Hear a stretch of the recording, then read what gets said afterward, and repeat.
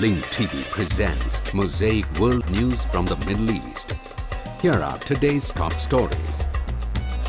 1 year on, Egyptians return to Tahrir Square for the second Friday of Rage. Syrian activists report of terrifying massacre in Homs. And suicide bombing leaves 31 dead, fueling sectarian tension in Iraq. Mosaic, world news from the Middle East, begins now.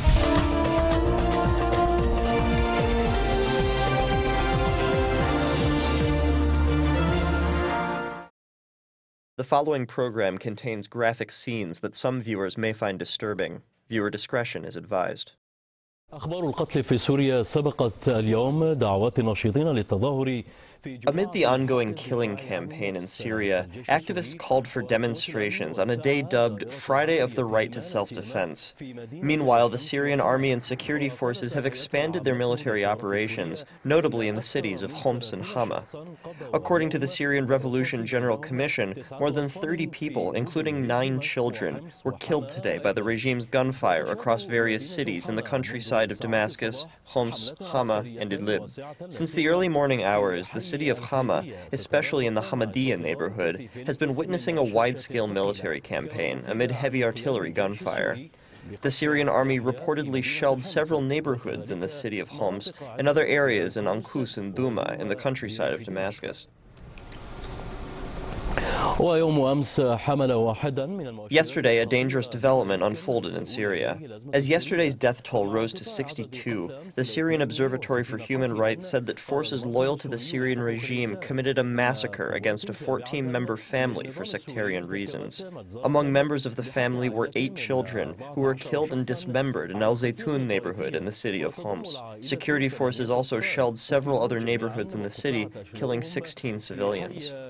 On the ground, Arab monitors resumed their mission in Syria after Syrian authorities agreed to extend their mission for an additional month without the participation of foreign monitors.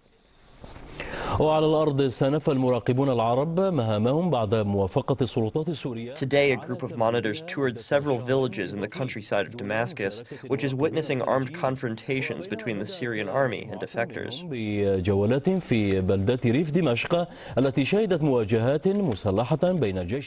Meanwhile, one monitor expressed concern over a statement issued by a number of opposition groups saying they will not cooperate with the delegation.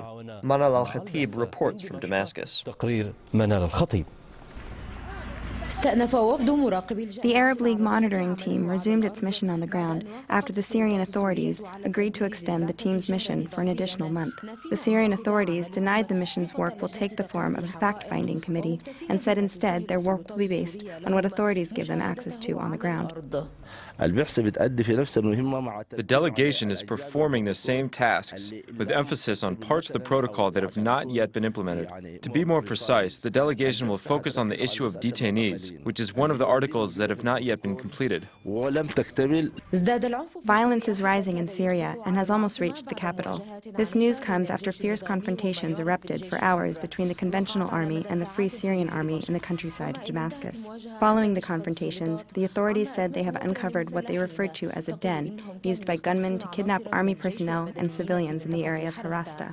There was a notable presence of the Syrian army as we arrived on the scene. Yes, we are hearing gunfire.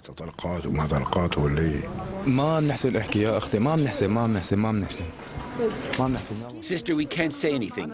We can't. No, don't take pictures. Enough.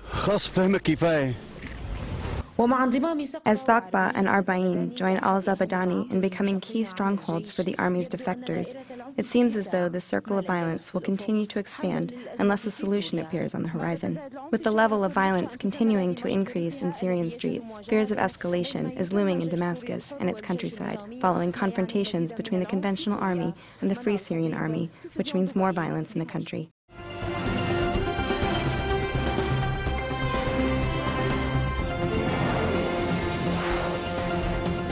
The harsh crackdown on anti-regime protesters continues in the Persian Gulf Arab state of Bahrain. Government forces have attacked mourners at a funeral ceremony for an anti-regime protester killed on Wednesday.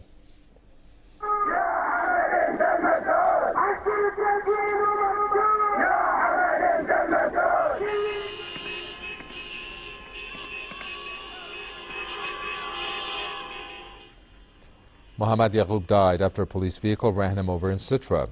3 other people have been killed by security forces since Wednesday.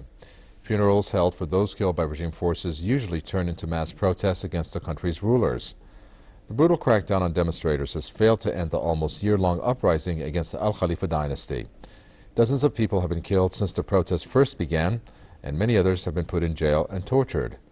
The protesters want an end to the Al-Khalifa rule, which has continued for at least 2 centuries. Meanwhile, Bahraini activists have accused the Saudi-owned Arab-speaking television channel Al-Arabiya of assisting the Al-Khalifa regime in cracking down on protesters. Bahraini activists have posted a video on the internet showing Al-Arabiya interviewing demonstrators in Diraz. The activists say the interview was a trap jointly laid by the broadcaster and the Bahraini regime forces to abduct young protesters. Al-Arabiya has not covered the uprising in Bahrain since it began in mid-February 2011. The channel is owned by a Saudi prince. Anti-regime protests erupt once again in Saudi Arabia's eastern province. The protesters express solidarity with the revolution in neighboring Bahrain. Eastern province and the city of Qatif have become centers of dissent against the Al-Saud family, accused by demonstrators of oppression and discrimination. The recent protests come in defiance of a strict ban imposed by Riyadh on any type of protest gatherings across the country. Just recently, government forces resorted to force against the protesters, killing a number of them. The regime in Riyadh has come in for strong condemnation by international human rights organizations such as Amnesty International and the Human Rights Watch. Both have accused the Al-Saud regime of silencing dissent through intimidation and violation of the citizens' basic rights. In Yemen, thousands of protesters have filled the streets in the southern flashpoint city of Taiz to push for the goals of the revolution.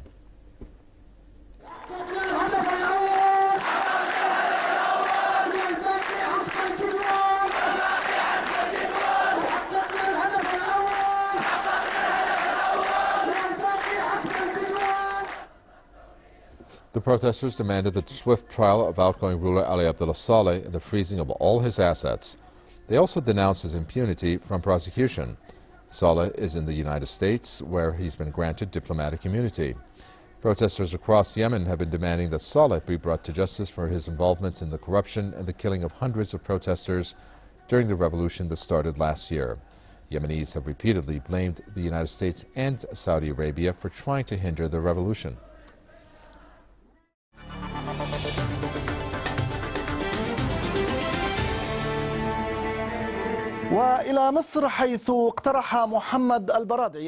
In Egypt, former chief of the International Atomic Energy Agency Mohammed al-Baradei proposed a new roadmap for Egypt in light of the rising popular rejection to the military council, which has been in power since former President Hosni Mubarak's resignation.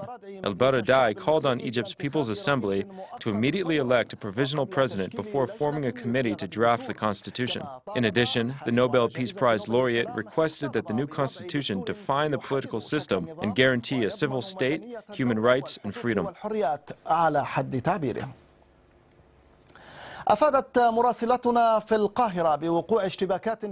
correspondent in Cairo reported that clashes erupted in Tahrir Square, which is currently packed with protesters taking part in the second Friday of Rage. Egypt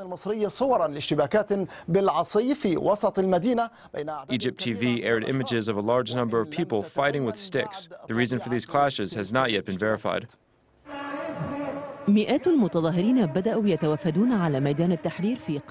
Hundreds of protesters began flowing to Tahrir Square in central Cairo early this morning. Thousands joined them in marches that took off from the capital's major mosques after Friday prayers. The protesters chose to name today the Friday of Pride and Dignity and the second Friday of Rage in remembrance of last year's Friday of Rage. Last year, security forces attacked protesters in Tahrir Square, causing dozens of deaths, which gave momentum to the subsequent wave of protests against Mubarak. Has the regime indeed left? Has Mubarak's regime indeed left? However, this Friday's demands are different from last year's because of the disputes between the political movements participating in the protests. The Muslim Brotherhood considered the occasion a celebration, calling for social justice and demanding retribution for those who killed revolutionaries. Meanwhile, other revolutionary parties, most notably the April 6th youth movement, believe the revolution is not complete and demand that the military council immediately transfer power to civilians. Our demand today is to complete the revolution. We peacefully call for transferring power to civilians. We want to restore security to the country, and we would like to mobilize the country's political parties, social and economic movements so the country can stand on its own. The division among various political parties seems obvious in regards to the rally that began 2 days ago to commemorate the revolution. While the April 6th youth movement announced it would remain in the square until authorities transferred to civilians, the Muslim Brotherhood was eager to affirm that the purpose of its participation was to protect the square. The military council vowed to transfer power after the presidential elections scheduled to take place this coming April. Wafa Zayan, BBC.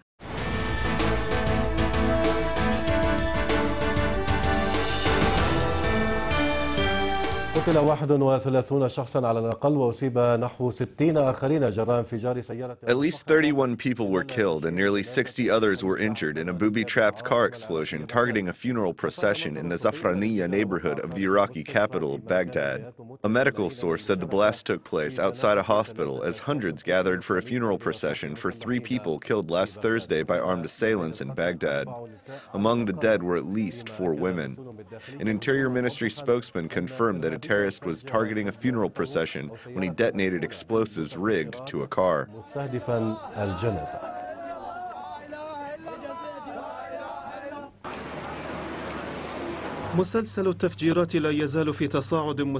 The series of bombings continue to escalate in Iraq. In the latest episode, dozens of Iraqis were killed or injured in a booby-trapped car explosion targeting a funeral procession in the Zafraniya neighborhood of the Iraqi capital, Baghdad. Security sources said the blast took place near a hospital and targeted a funeral procession for 3 people killed last Thursday by gunmen in Baghdad. The series of bomb attacks in the Iraqi capital is raising many questions. Some news reports implicate Iraqi politicians in the series of explosions and terrorist attacks.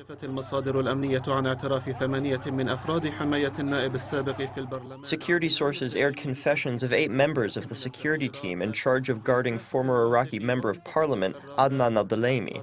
The guards admitted to carrying out a series of bombings at Tahrir Square in the area of Karada, killing or injuring dozens of civilians.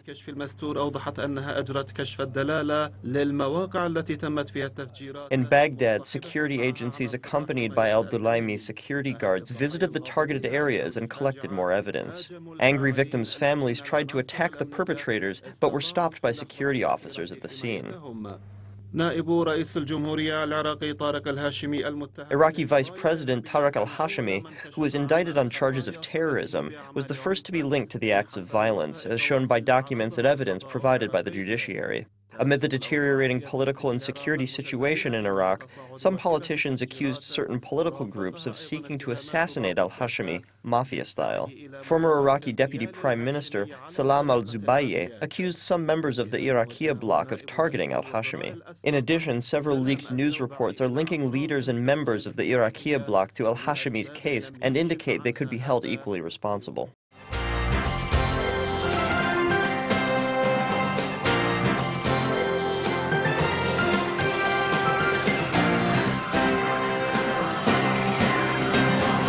We open with the aftermath of the preliminary peace talks in Amman.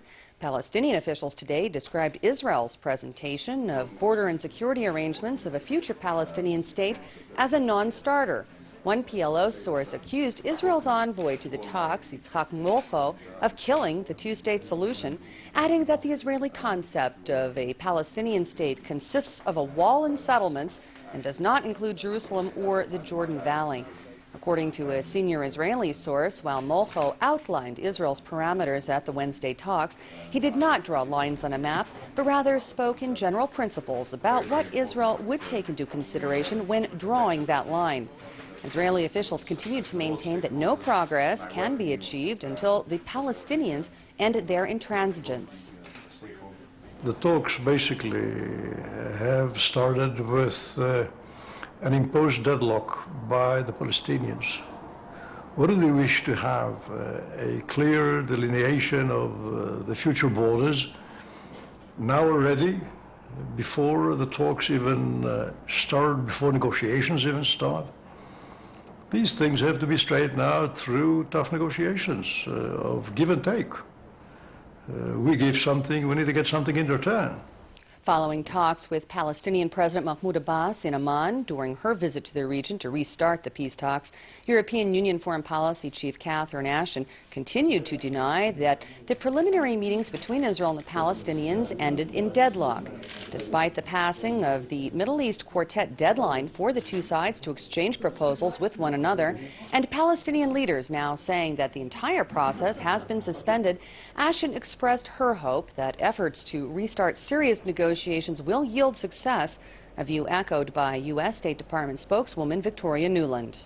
Speaking at the World Economic Forum in Davos, Switzerland, Palestinian Authority Prime Minister Salam Fayyad described the Middle East peace process between Israel and the Palestinians as being at its lowest point in nearly 2 decades, although President Shimon Peres expressed his own belief that peace between the two sides can still be achieved.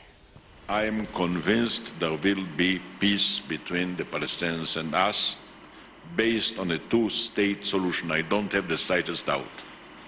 Now let me say about Israel, I have to say it very clearly. For us to make peace with the Palestinians is not just a strategy. It is a historic commitment.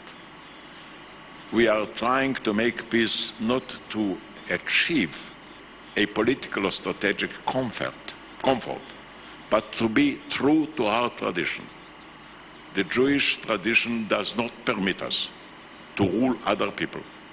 We are against slaves and we are against rulers.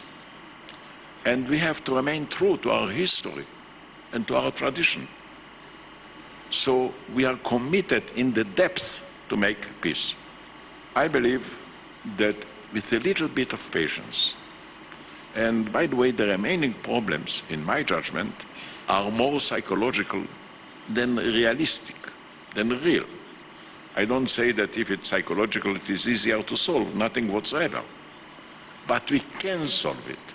Here we are, 18 years later, and we're still struggling. We're still struggling, actually getting back together to sit around the table, to negotiate, to do that which is necessary by definition in order to bring this conflict to an end. I'm not really here suggesting that what is required is an imposed solution. What I'm really suggesting strongly is that the process is in bad need of serious direction. It cannot really be left alone. Time is of the essence. The fact that we believe it's inevitable for this conflict to come to an end does not mean that there is a sense of inevitability that by itself is going to happen. It is time to recognize the failings of this process. And it has failed not for no reason. As a practical matter, though, and as it seems to me, immediate consequence of the Arab Spring, our cause, while fundamentally consistent, and very much so with the cause of the Arab Spring broadly defined, our cause has been marginalized by it in a substantial way. Indeed, I do not recall that Palestinian cause has been marginalized to the extent it is today, pretty much for many decades.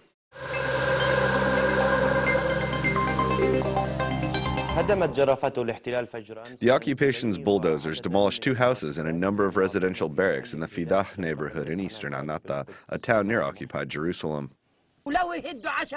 Even if they demolish 10 homes and continue to demolish them, we will rebuild them, God willing. We will continue to live here on the rubble. This woman struggles to find words to express the suffering that she and her neighbors endured in the aftermath of the occupation's actions. Before dawn, the owners of this house in the town of Anata, north of occupied Jerusalem, were shocked by a strong blow by the occupation soldiers' bulldozers. The soldiers demanded they leave the house, and a few minutes later, they brazenly razed the building to the ground. The 20 family members who are owners of the house were left out in the open.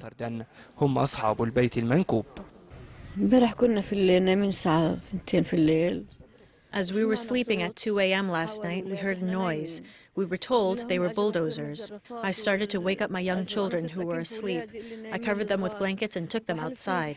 They gave us 10 minutes to evacuate. I didn't know where to put the children. Then I wrapped them up in blankets and put them in an abandoned car parked nearby. They were barefoot because they couldn't find their shoes.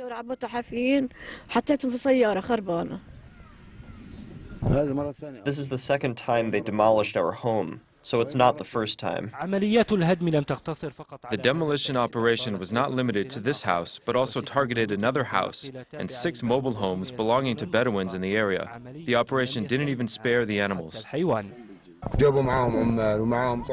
They brought workers with them. They used bulldozers to demolish the house.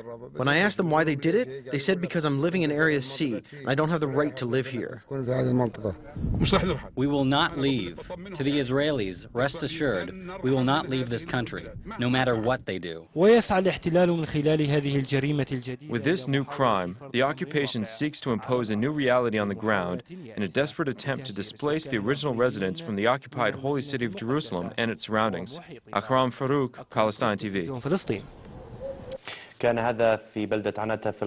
That was in the town of Anata near occupied Jerusalem. In Tubas province, occupation forces handed out demolition orders to citizens of Al-Aqaba village for a number of residential and agricultural facilities in an attempt to Judaize the Jordan Valley and confiscate the land there. The demolition orders include some residential homes, facilities, and stables in the village, which has long suffered from unrelenting Israeli violations and the refusal to authorize the launch of a special structural plan for the village. This is not the first time occupation forces have threatened the residents of Al-Aqaba village. 2 weeks later, they issued 8 demolition orders to the citizens in this village. There have been demolition orders to raze over 95% of the houses, facilities, social service centers, and streets of this village. Israelis gave me 2 demolition orders. I've been living here all my life and my father died here. I have a family. I don't know where to take them. I don't know where to go if they demolish our home.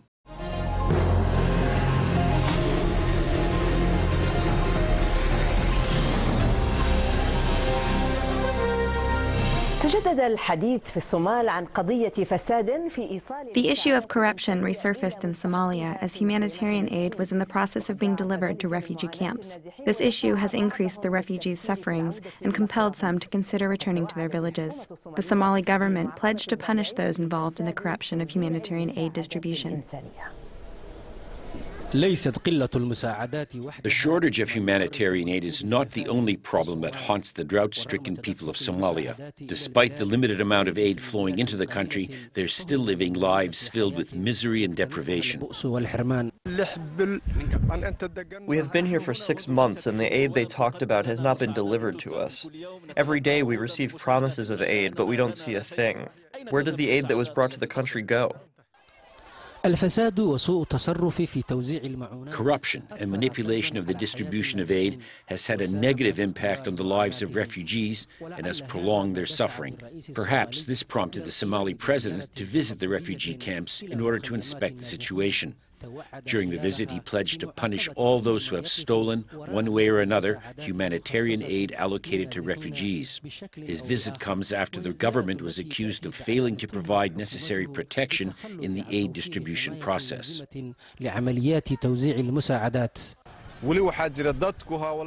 There are people who have been inflicting harm on the refugees by stealing the aid that was allocated to them. We warn them of the consequences. Security and judicial institutions should take firm measures against them.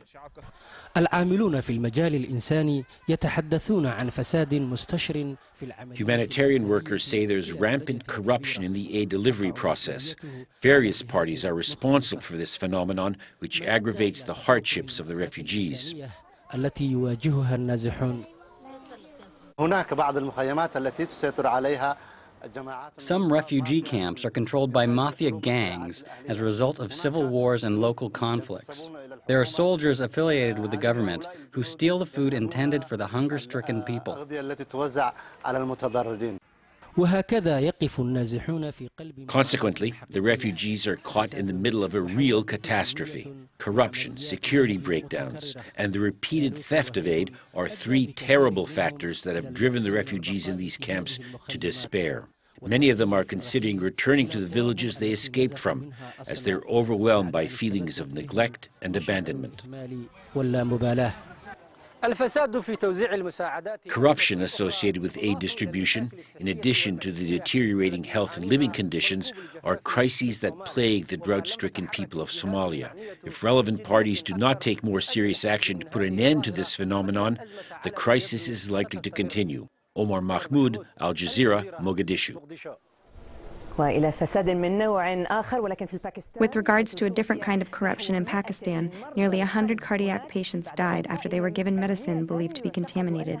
Hundreds are still being treated in Pakistani hospitals for similar complications. Medical sources said the contaminated medicine was prescribed to around 46,000 cardiac patients. Pakistani authorities are conducting an investigation into the case, which currently preoccupies public discourse in Pakistan. The views expressed on Mosaic are from contributing broadcasters, not Link TV or its sponsors. The production of Mosaic is made possible by grants from the John D. and Catherine T. MacArthur Foundation, the Wincoat Foundation, the Firedoll Foundation, and by support of viewers like you. Thank you. Watch Mosaic World News online. Stay up to date with breaking news, read our blog, get transcripts of past shows, and more at linktv.org/mosaic.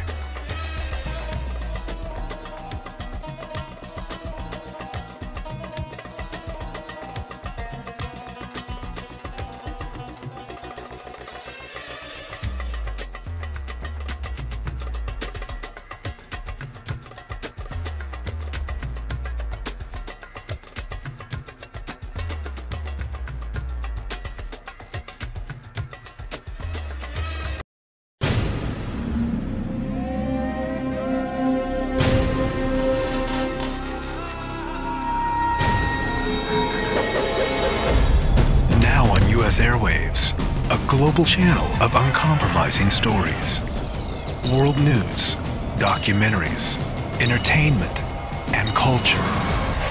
Link TV, connecting you to the world. For more information, visit linktv.org.